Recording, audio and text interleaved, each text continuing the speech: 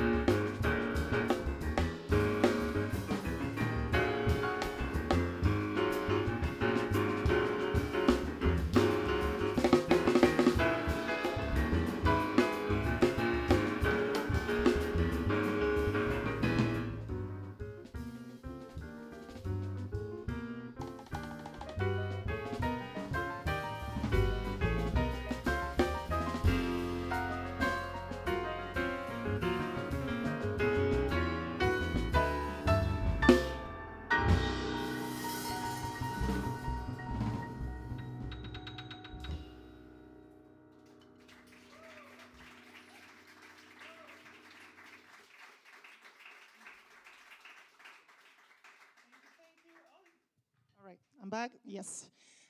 So again, I'm not sure if everybody was here when we started, but the first of the pieces that we play is an original. It's called Chants from Angels and Demons, and combine a little bit of all the influences that we are trying to acknowledge. We see the relationship between my Latin roots, my Afro-Cuban roots, and jazz. So I'm originally from Havana, and it's interesting because this thing about women in jazz, which is what I'm trying to portray today, that's the reason why I'm here. And I'm very grateful to the curator of the series that he invited me, and he told me, Camila, what do you want to do? And I don't get that choice very often. So I said, you know what? Let's celebrate women in jazz and Cuban music because it doesn't happen too often. Like, how many times have you go to an event of Latin jazz that you're gonna hear music from women composer, how often that happens. So something that I really appreciate about this event is that it's not only about the music, but we are going to talk about the people that wrote that music. We are going to talk about the context. We are going to talk about the, all the influences that are emerging. So right now, after this one, that is my original, is a little bit of me. I was living in Asia for years, and now I live in America, and I love the blues, and I love Afro-Cuban 6/8, and you can hear a little bit of all that in the music. Now we are going to go all the way back to 1939 when a woman called Margarita Lecuona wrote the next composition that is called Babalu. Babalu is the name of one of the Cuban deities in the Santeria. Is the god related to sick people. If anybody's sick in the family, they would pray to Babalu. I'm really reducing the thing a lot, just not to take too much time. But it's interesting that we have a female composer as early as 1939 already writing Afro songs that are related to religious topics. And this became very famous. She had a couple of hits. Most of the time, nobody knows that was written by a woman because it was popularized by two male singers. One of them was Decias Nas, and the other one was Miguelito Valdez. That's right. So I have a real big pro in the audience. I'm here like, Camila, don't mess this up, because he knows more about history than me because he's living himself. So I want a round of applause for Paquito Rivera, Maestro Paquito. Yeah, we have a living legend in the house. I'm beyond grateful. Thank you so much for the support. And well, this piece was written by Margarita. Margarita, it was the cousin of one of the most important pianists that my country have ever given. Is Ernesto Lecuona, and it seems like the entire family was pretty musical because there were a couple of cousins that were into music, and they all wrote songs that became very successful. So today you will hear that song mixes a little bit of tango Congo. Today, since I did somehow an arrangement of it, but we are trying to stick to the original as much as we can when it comes to flavor and when it comes to the rhythm. So tango Congo is something that will go like this, chin, chin, chin, chin, chin, chin. And even it's a genre associated to the early 20th century. There is a lot of music that use the rhythm.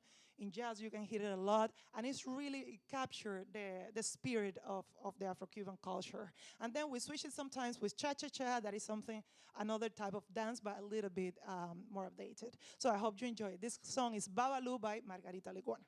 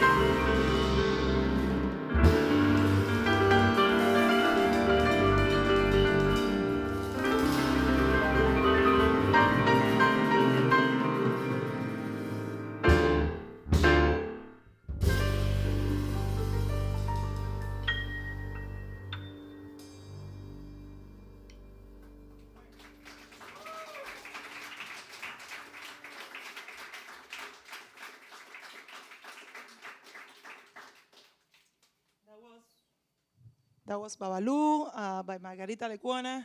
And now we are going to go to another of my favorite composers. And now we are going to America. Because you know something I love about American women composer in jazz is that they were so intentional, you know, since you have to try so hard to make it as a woman, especially if you're a black woman. Um, there's nothing casual in their music. So I'm about to play one of the songs of one of my biggest heroes. I still remember the day one of my teachers told me, we're gonna play a song by Geri Allen. It's like, who's that? They look at me like, you need to do some homework. And I went home and I did cry because I was like, how come I made it this far without knowing about this woman, you know? It would have changed my life to hear a woman playing the piano like that when I was in my early teenage years. But anyway, I didn't have it in my early teenage years. I have it slightly after. I'm not gonna say how many years. But again, the contribution of the Geri Allen is fundamental to jazz in general, to music, the way I like to call it, improvised music from the African diaspora, where we all belong. Sometimes I feel when we are talking about these kind of topics, geographical borders are too narrow. We are all part of this big African diaspora, and that's what Jerry heard, that's what Margarita heard, that's what Alice Coltrane heard, that's what Mary Lou Williams heard. Because there is a common root there, and once you understand this foundation, it's so easy to create the connections that we are trying to create today. But in order to embrace those connections, we need to accept them, and we need to be willing to hear them. And when we are willing to hear them, the music is going to speak by themselves. So this song is called Drummer Song, and it's a big feature to our dear drummer, Julian, because it's like, I think it's like a song for drummers. It's drums all over the place, the entire song. It's a beautiful song. But something I really appreciate about Geri and have taught me a lot every time I listen to her music is like how percussive and how aware she is of grooves. And this is something that I see so ingrained in Cuban music. I was like, are you sure she doesn't have like a cousin from Cuba or like an auntie from Cuba? Because the way she orchestrates that groove is like really, really informed by the relationship of those pitches in the drums. Remember, something so rich about Afro-Cuban rhythms and any kind of rhythm coming from Africa is that variety of that. You know, it's a complex, it's not one rhythm. We have several patterns that go together against a clave, and we can feel that gravity, that polarity between the upbeats and the downbeats, and there are many instruments that can take place of this beautiful creation. And I noticed that every time I play one of her pieces, there is a lot of this counterpoint, but she also makes sure she uses the piano to orchestrate that and harmony to a very beautiful level. So this is a song by Geri Allen, and this is Drummer Song.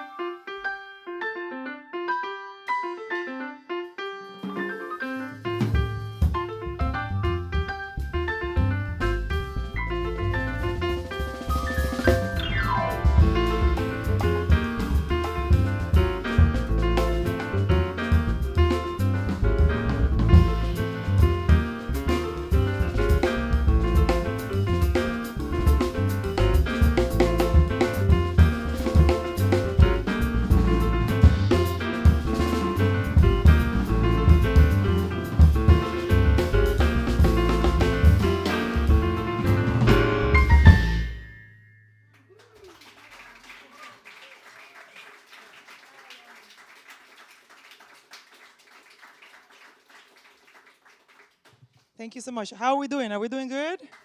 Oh, yeah, seems like they are enjoying the thing, guys. Good job.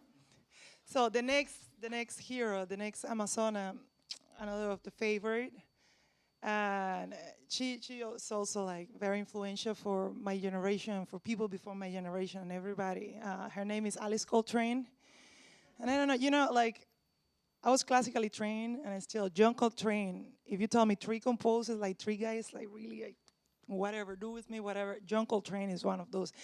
And I was like, how should it be the wife of a man like that? That should be so crazy. And at the same time, making sure that that doesn't limit you. Like you have a voice on your own and a completely unique aesthetic. It was something so amazing. Like Alice Coltrane have a voice on her own. And I feel extremely honored to be able to play her compositions. I do it often. At least once in a while in my concerts, I try to put it. And this song, when I was planning about this concert, it had a lot to do with Babalu by Margarita. They were not, I'm sure Alice Coltrane didn't hear Margarita's Babalu or whatever, but again, because we are trying to go to this common source, which is that African idiom, which is the melodies, the rhythms. And it has a lot to do, and it's also it's like a Afro lullaby. There are not too many notes on the melody, but it's really African. And with the harp, she used to create a lot of a space. She really, this song is called Blue Nile. And really, it feels like you are in the water, like you are experiencing that effect. Is beautiful what she recreate. Now, for today, I really wanted to, since we had this goal that is really highlighting and stressing as loud as possible the connections between Afro-Latin roots and jazz, I was telling Julian, what about if in the middle of the song you just go and switch between that shuffle that is part of the song and the for Cuban 6/8 and swing, whatever you feel and whenever you feel, and you will hear very clearly how it's connected underneath, because at the end, the source is the same. So we are about to perform Blue Nile by Alice Coltrane. I hope you enjoy it.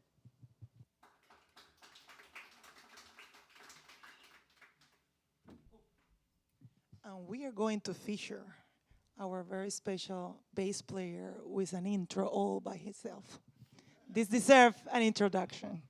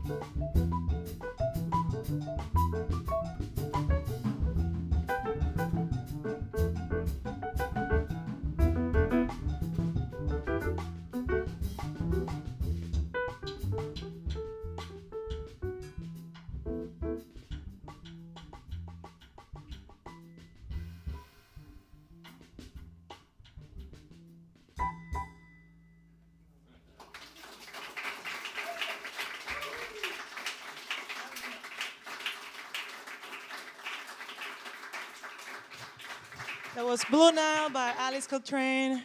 Noam Tanzer on bass. Thank you for the beautiful solo at the beginning. Julian Miltenberger painting, creating all the rhythmic connections.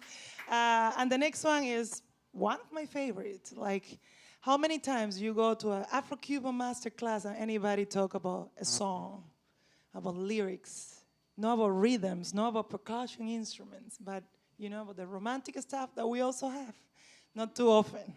So the next composer is one of my favorite. Her name is Marta Valdez, and I think from everybody that we have performed today, she's the only one, well, beside me, that is still alive. She's very old and she lives in Cuba, but I think she's still alive. Marta Valdez was part of a movement. She is not like literally a jazz player, but because of the way she writes, she influenced a lot of the younger generations of jazz players in my country.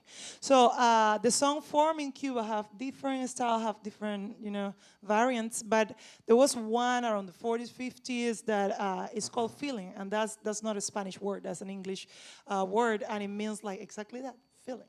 Because it was using all the harmonic elements that were coming from America and were really like the musicians in the country were crazy about it, and they were writing really beautiful music for the first time, not too focused on, on the rhythms and on all the percussions, but more into the lyrical content and in the beautiful harmonic landscape. So Marta Valdez is really a master of doing this.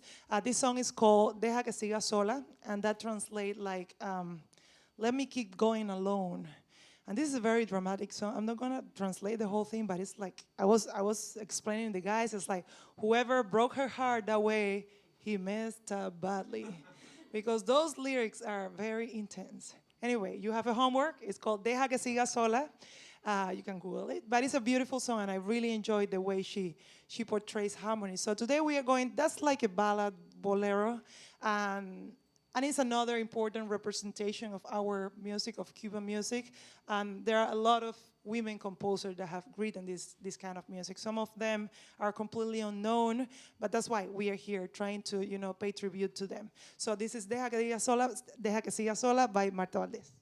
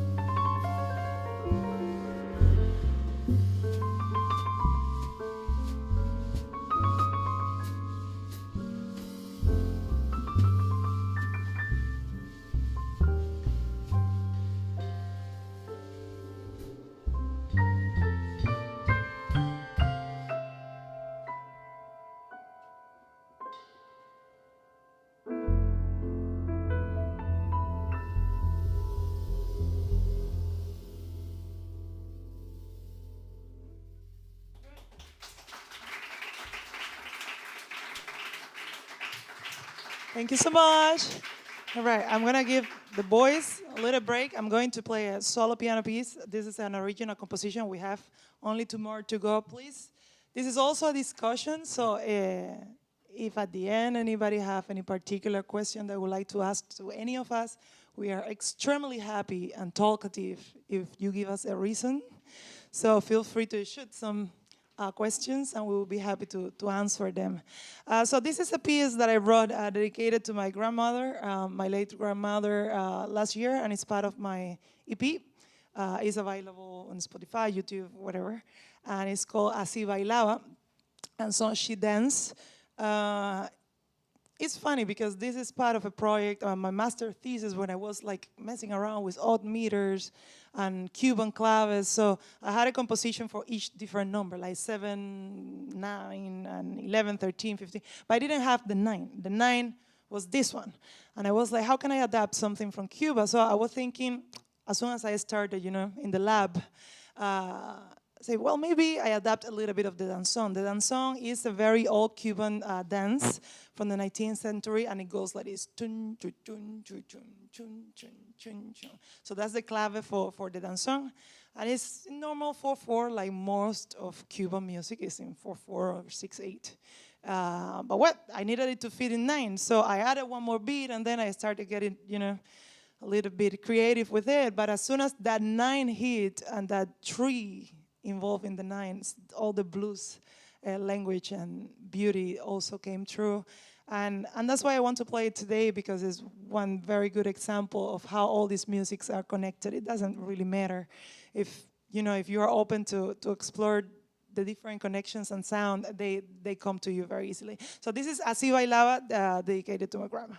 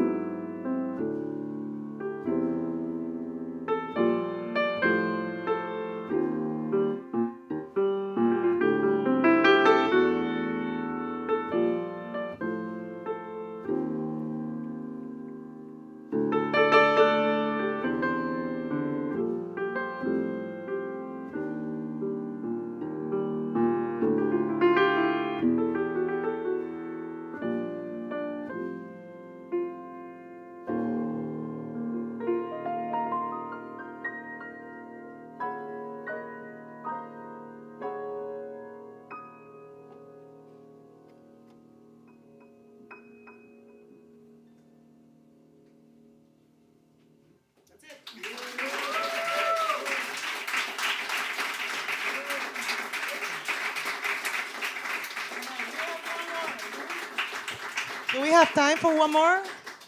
Yes? Okay. So this is, again, it's been such a pleasure. Thank you so much for listening, for staying with us, for coming out today to enjoy our music. Again, on bass all the way from Israel, Noam Tanzer. All the way from Philly, Julian Miltenberger. Beautiful people that I love to play with. This song is by a Cuban composer. Her name was Isolina Carrillo. And this song is super famous, like it's part of the Cuban, Latin, and universal standard repertoire. It has been versioned in every single possible way, and I version it myself. Today, we are going to tribute Isolina through rumba. How many people know what rumba is? So rumba is another dance from my country.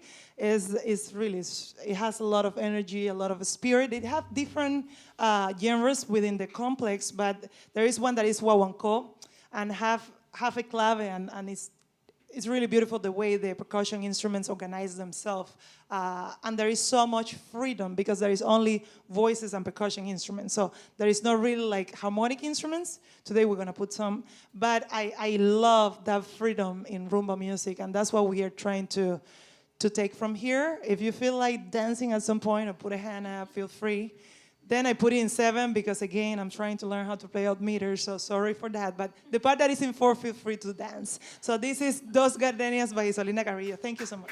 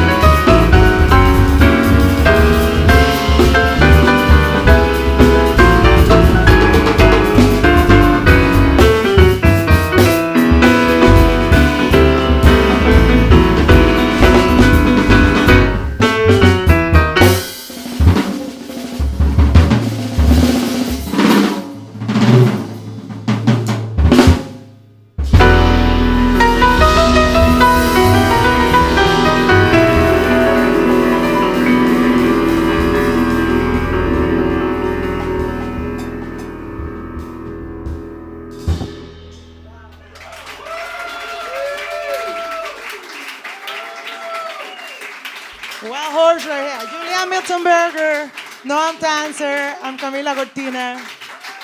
Whew. Whew, we did it, guys. Thank you, thank you, thank you so much. Really cool. Wow, full house, beautiful.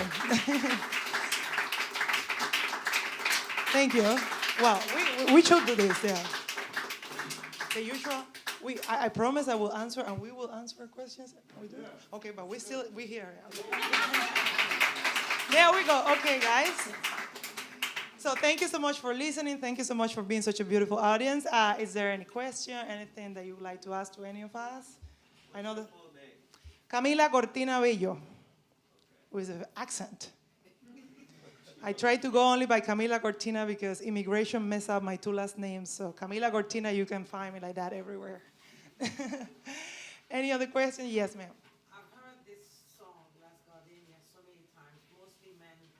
So I'm grateful to know that, that it's a woman who wrote it. So it is, but your version was spectacular. Oh, thank you so much. I appreciate that. And it was great. And I also have an old CD, Así Bailaba. So the song that you played before, Así Bailaba Cuba. And I heard the beginning of it, the Antonio Romero. So I just wanted to know the connection. Well, Así Bailaba is like, and so that's what we do in Cuba. Too many problems, no food. So the best thing you can do to forget everything is just dance and go to the beach. So there is a spirit that is common there. I am not sure for that particular composition. I was referring exactly to what you're mentioning, but like the way I remember my grandmother was always dancing. Like she was dancing all the time, and I wanted to recreate that. And again, since we are talking about connections and all, I am completely sure that you are perfectly right, that there should be a lot of common things because it's coming from the same. It's Cuban rhythms, you have that dance feel. Personally, I try to, not to hide, but I try to make the dance feel in my music right now a little bit loose because for a very long time I was playing salsa. And when you are a woman and you play salsa, you have to be like this all the time. And I got so tired of it that my music now is kind of sad and mellow. But like, at least it's honest. I don't have to be smiling all the time, but I really want that the spirit isn't there. Like not everything about Cuba is like in the magazine. It's definitely not like the magazine. So I am trying to search for a Cuba that is a little bit more fluid, but definitely have a lot of point in common to all the dance music because that's where I come from. Thank you so much for your question. Yeah. Paquito, do you have a question there? Yes, I am very curious about where is one in that Geri Allen tune. Well, as you noticed, we didn't find the one in a couple of places. That's the thing. It's like the song goes like, that's how it goes. That's the one right there. But then she shifts a little bit, and it's very tricky. This is it's very interesting because I can hear how the rhythm, that rhythm, system, machinery, she's in there, but I am very curious that you asked that question because when I played that song in another concert, the bass player was very informed about Cuban music and he couldn't find the one either. Because it's like there was something weird about it, like the way we counted. Yeah. It sounds like one was deported or something. But that's the beauty of it, I don't remember if it was Julian or it was somebody else. No, was Ricky, this Colombian percussionist, and they were to Africa, and this guy plays percussion pretty well. And he told me, Camila, I couldn't find the one. The one was so irrelevant in African music that I really had to struggle, and they have to break it down for me to understand because the one you imagine it, but you feel it, but you don't play it ever. So that's one of the tricky things that with African music, that there is so much syncopation and too much pulling and and pushing in the rhythms and so much counterpoint. In Geri Allen's song, it's even worse because it's not percussion, it's piano and have harmonies and have two different lines. I had to practice it a lot, let me tell you. But that's the one. I can show you the chart later. Yeah, but it's very tricky. The piano is a percussion instrument. That's right. Yeah, that's right. And she treated pretty much like that. That's why I don't listen to her music in a passive way. I listen with pencil, paper, trying to steal everything because it's so smart the way she orchestrated all those grooves that comes from really this African diaspora source that we are trying to be aware of. Thank you. Anything else? You had asked earlier, had anybody heard of rumba? Uh-huh. I only heard one, and it was Chick Corea, Armando's rumba. You know that song? You Pidodo, pidodo, pidodo. Yeah, but that's another one, same like I did. Chicorea did exactly the same thing. He was inspired by the original rumba, which is something that doesn't have piano at all. It has this feeling, and he created his own version. And in his version of, like his Armando's rumba, have a lot of influences from Spanish music as well. That is, yeah, yeah, It's a different animal. yeah, and rumba flamenco. The name of the rumba comes from Spain. Oh, there we go. Yeah. You see, we are learning something new. That's why I say it's like, if he opened, like, oh my goodness, I have to take care of what I'm saying. De las mujeres de rumbo. He said that was coming from the women from Rumbo. And right now I'm learning with all of you because I didn't know that. It's not the Republic of Rumbo. No. Rumbo was the sex workers. Oh, okay. Now we know. Las mujeres de rumbo, a ver, ¿dónde va? Me voy de rumba hoy. Me voy de rumbo. So it's a different stuff. Our music is, we borrow the name of the That's rumba right. group. But la rumba flamenca has nothing to do with the Cuban rumba. That's true. And I think Chic's Armando's Rumba have more of that perspective. Yeah. But anyway, in general, there is this dance feel that is what we are trying to. There are very different versions. And once an artist feels inspired, they take it some other very far places. But it's a different one, but it's also rumba. We have Cali there. By the way, this guy is the one who organized this series, so please, a round of applause for the one who invited us to be here today. Thank you so much, Cali. I wanted to add to what Paquito was saying about rumba, and you guys were having that conversation. The other day, I did a class here on a workshop. I don't like it. It was a conversation about how much the music from Cuba, Haiti, and the Caribbean and the U.S. are so intertwined because the way they came about, the way they developed. Louisiana. And especially in Louisiana and in New Orleans, because the history is so similar. And I was going through some como dice, escritos, writings about music. And the word rumba was really popular in the 1930s and 40s here, before there was the word salsa. Don Aspiazu, he recorded the first big Latin hit that sold more than 1 million copies in 1930. And the song was called Manicero. But they all call it rumba. I mean, they call it a manicero, but when they were talking about the style, they were talking about rumba with an H, R-H-U-M-B-A, which is really funny because rumba really is only R-U-M-B-A. But they didn't go to the specifics of Cuban music like son, guaracha, actual rumba, danzón. So they would call everything. Really back then? Yeah. Rumba. It was like a big sack. Yeah, that's true. Salsa, they do the same with salsa, which is more complicated. Okay, so just wanted to. Yeah, thank you so much for adding that. That's true. It's like the way our culture is perceived. And now there is a little bit more knowledge. But in the 30s, if anything trending and selling, you want to make everything be part of that big sack. So yeah, that's absolutely right. So we can see how many different, meanings could have the same word. Yeah, excellent. A lot of things that Lucille was doing with her husband. A lot of this was rumba. Every time that she would be playing with big drum, that was what is it, Vicky Ricardo. Yeah. Lucia, yeah, no. Yeah. That's right. dancing is a rumba. That's great. Wow, guys, I think you've been coming to this series because everybody's very well informed. Thank God we play a lot of music because these people know stuff. Thank you. So any other question, any other comment I would like to be added? When you left Cuba? I left Cuba 13 years ago. Oh, you said you were 10? If you want to put it that way, I'm gonna leave it that way. You know, I love the way that sounds to me. Yes. You did say you were classically trained. I did. You did say something about Asia, and I just want to know, when did you get started in jazz music before all of you guys? Okay, well, it's funny because for me, Cuba is funny. Cuba is a very patriarchal place. It has a lot of great music and great musicians, but it took me forever to figure out that I wanted to do improvised music because I didn't have really a lot of role models. My friends, the boys, they were 10 and they were improvising like crazy, and it's like, how are you doing that? Like, I have no clue how it's happening. So I took, after that, my first major is in musicology. I went into research because I definitely wasn't a classical pianist. That was very clear along the way. And then I play a little bit of salsa and pop and that, but I thought that was it.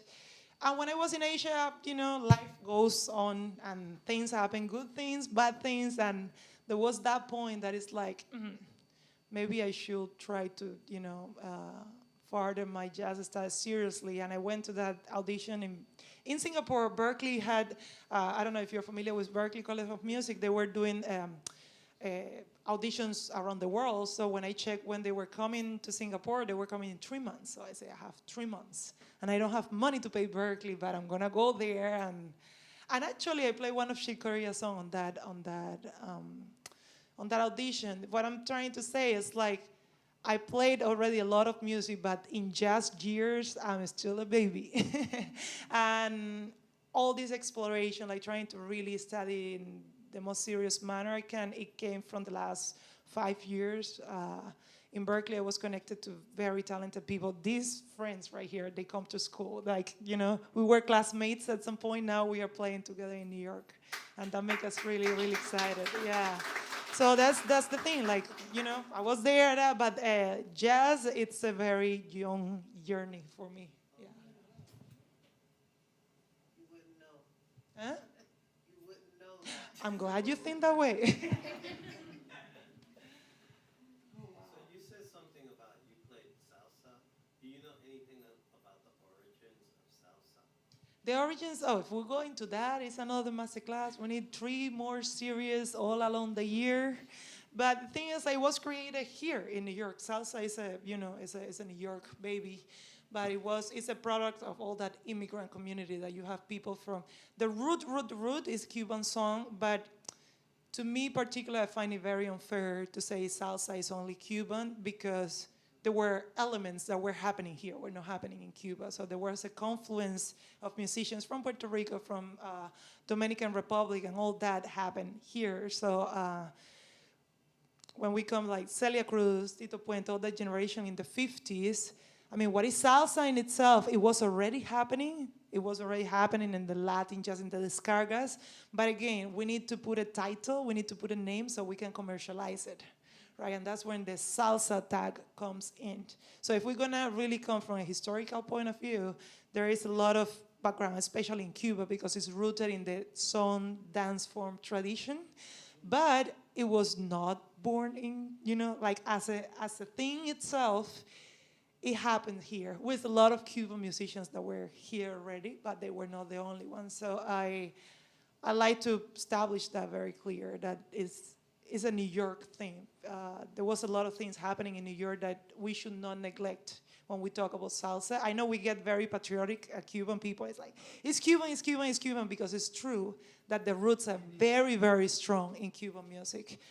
Yep. I can add something to that, because I was precisely, if I might, when you hear like the early salsa records by Charlie Palmieri, Eddie Palmieri, even Willie Colon, it sounds a lot like Arsenio Rodriguez music. It's like a carbon copy, and I'm like displeased to defer, but it is like mostly when you talk to the OGs, there are interviews of Celia, Tito, Puentes, and I think Tito Rodriguez also said this at some point. Johnny Pacheco.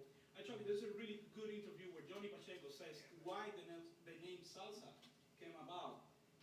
When the Cuban, and some people might defer, the Cuban dictatorship came to power in 1959, it was really bad, and especially after the crisis of October of '61, done with Kennedy.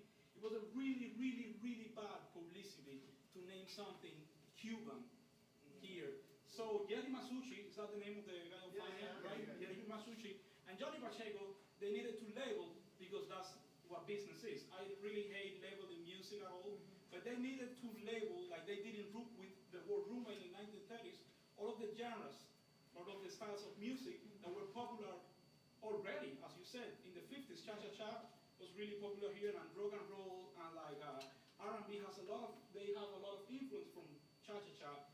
Mambo, which, you know, I like to say that Cachao was the architect of that genre. And then song, Arsenio was here since the late 1940s. Latin jazz, I mean, Machito had been here since 1930, so it was something that had been around, as you said, for a lot of years already. And what happened, and you guys can correct me if I'm wrong what I'm saying, in the 60s, you know, when Fania was created, they needed to come with a name, as you said, with a tag. Yeah. And the word salsa was around because it just means really sauce, honestly. I mean, Seteto de, trying to think, echarle salsita. Ignacio Piñero. The word was around since the times of Ignacio Piñero, so 1920s, 1930s. Echarle salsita, you know. And then, so they created this term just to like sell the music. The way I feel about salsa is that at some point it really became a New York thing, because a lot of people started putting their, you know, grain of rice. You know, I mean, when you listen to Siembra, which is for me my favorite apple salsa, you got a lot of influence from Puerto Rico, from Venezuela, from Brazil. You know, when you listen to Omedia from Colombia, when you listen to all of that music, I think at some point it evolved into something definitely from New York, but the beginnings of it. No, it's true. I mean, I'm not trying to deny. Yeah, I'm not trying to say it's not Cuban. It's just like we cannot talk about salsa like it was born yesterday. That's my point of view. Like that part I know and I agree that's why I was saying like the main root of it is Cuban music, but there have been already many years of, and it's I don't know, it's a way to be respectful to the community that also, I think it contributed, even though at the beginning you are perfectly right, and I do agree with you, it was mainly rooted in all the tradition that with the Cuban Revolution, it was like the perfect thing because Cuba became isolated from that development. So it was something even easier for somebody else's to name its mine because the people that really gave the first, you know, the first seed is left outside of the game. So, well, it's not left. It's like they took their own thing. Huh? Salsa? And Mario Balsa either. They say the only salsa I know is the tomato sauce. Yeah, because it was a commercial thing. It's true. It was a commercial.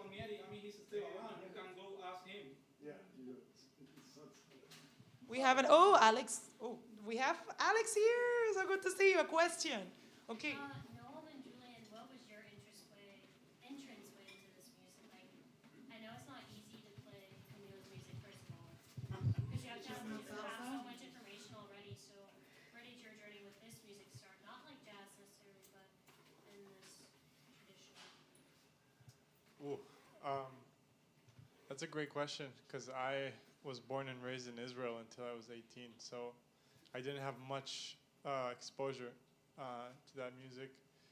I know a lot of my heroes, like Avishai Cohen, the bass player, for example, grew up listening to people like Paquito, right here. And that, you know, I think my entranceway to that music was definitely through jazz.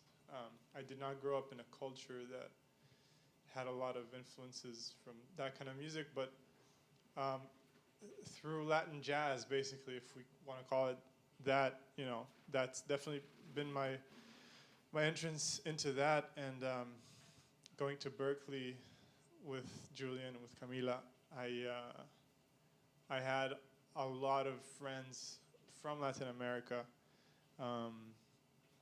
that were gracious enough to share with me, their knowledge and their experience and their music.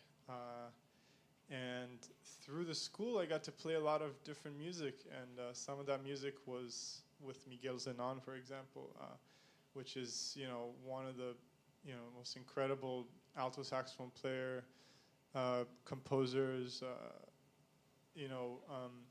really an innovator in jazz. He's from Puerto Rico, and he does a lot of tribute, for Maelo, Ismael Rivera, and those kind of people that, have really shaped, music from Latin America and in general. And I think my entrance to it was very blurry. I don't think I can say just one point where I know, because I'm still very much, I can't even say I'm a baby in this music, because I feel maybe like a little amoeba or a plankton swimming in this world, I studied with Fernando Huergo in Berkeley, which is a great bass player from Argentina. And he introduced a lot of that music to me, but I still feel very much, I feel like I'm very ecstatic, and I love this music, and I have everything to learn. I feel like I'm not in any way, yeah. Sorry? Where you want to be? Yeah, I definitely. I want to get better. I want to get more into Latin American music. I feel like I am just swimming in the ocean of that music and just trying to soak it all in. Look for Benny Moré. Yeah. Look for Benny Moré. Yeah. Julian, what about you? It's been amazing to hear everybody's questions and contributions. And yeah, so I'm from Philadelphia, as Camila mentioned, and I was very lucky growing up because my father's a trumpet player, and he's a record collector, so we always had a lot of vinyl records around the house.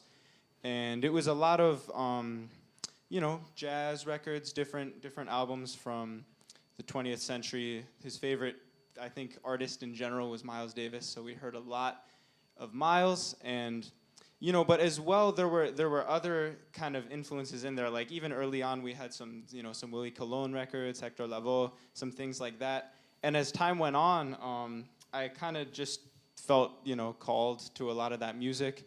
And let's see. When I was in high school, I did a program called the CMP, or the Creative Music Program, that sadly no longer exists. But it was a great educational program in Center City, Philadelphia, that was ran by Anthony Tidd, who was the bassist for Steve Coleman for many years, still is. And that kind of collective of musicians, I guess that you could say M-bass or whatnot, but they have a very strong affinity for Cuban music in particular. And one of the guest artists that they brought to that program was a great musician, composer, artist named Yosvani Terry, who I'm not sure if he's here now, but... Oh, hey! So there you go. That's the maestro right there. Yes, Yosvani Terry is an amazing saxophonist, composer, arranger, everything. But he's also an incredible percussionist, which I learned, as I. So yeah, I'm getting ahead of myself. I met Yosvani when I was in high school, and then I was very, very lucky and blessed to enter the dual degree program between Berkeley, where I studied with these amazing musicians, and Harvard, which is where Yosvani teaches. So I got to spend about 4 years just really digging into a lot of Cuban music and different musical traditions with Yosvani, creative music. And my undergraduate education happened basically during the pandemic. The COVID pandemic hit during my second year, so I had a lot of time at home, and he was just kind of sending me music. Check this out: the Muñequitos de Matanzas, some modern rumba groups. Really, it was rumba for a while, and then I expanded to other music, and now I just started playing with a band in Boston that's playing like timba, more modern dancing music. So it's been a great journey, but I definitely have to thank that man back there, because he's been kind of the main source of inspiration and music. So I'm happy he's here right now. Yeah, we're gonna hang. So thank you, Yosvani. And Camila, of course. Camila is an amazing, creative composer coming from Cuba, but she has her whole journey and her story behind her as well. So it's great to just play with people and learn, you know, from them and then get to grow. So. And I just have one more thing to mention. I just realized I forgot. The three of us, actually in different years, but the three of us went to the same program, and Alex over there too. Actually, all four of us went in different times, I think. Maybe not. Oh, you and Camila went together, okay. To the Berkeley Global Jazz Institute, ran by Danilo Perez, the incredible Panamanian piano player. And that has been a major, if not the major, exposure for me to music from all around the world. It's an incredible program. It's very selective, and it's basically a music intensive inside of Berkeley. And it's just an incredible place to learn and to get to know music from all around the world. Yeah, just a little mention. We are way over time, but yeah, I think we went way too far. But anyway, do we have any last question? My hope is that you three guys continue to play together, because I'm telling you, sometimes you go to performances and you don't get to really feel every musician. Tonight, I felt that there was such a cohesion, and nobody overpowered anyone. And I'm telling you, bass is one of my favorite. I think you're amazing.